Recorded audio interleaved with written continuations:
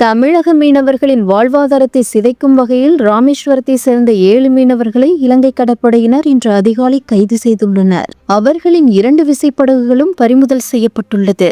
நேற்று காலை ராமேஸ்வரம் மீன்பிடி துறைமுகத்தில் இருந்த 400க்கும் மேற்பட்ட விசைப்படகுகளில் மீனவர்கள் கடலுக்கு சென்றனர்.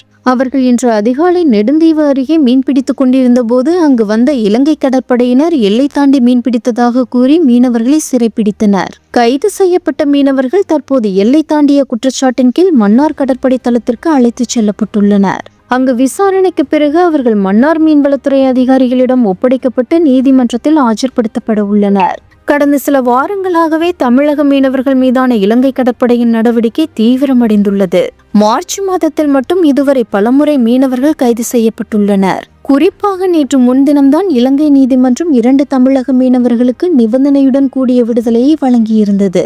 இந்த சூழலில் மீண்டும் 7 பேர் கைது செய்யப்பட்டுள்ளது ராமேஸ்வரம் மற்றும் தங்கச்சிமடம் பகுதி மீனவ குடும்பங்களிடையே பெரும் அதிர்ச்சியையும் சோகத்தையும் ஏற்படுத்தியுள்ளது. தமிழக சட்டமன்ற தேர்தல் பணிகள் தீவிரமாக நடைபெற்று வரும் நிலையில் மீனவர்களின் பாதுகாப்பை உறுதி செய்ய மத்திய மாநில அரசுகள் உடனடியாக தலையிட்டு கைது செய்யப்பட்ட மீனவர்களையும் அவர்களது படகுகளையும் மீட்க வேண்டும் என மீனவர் சங்கங்கள் கோரிக்கை விடுத்து வருகின்றன.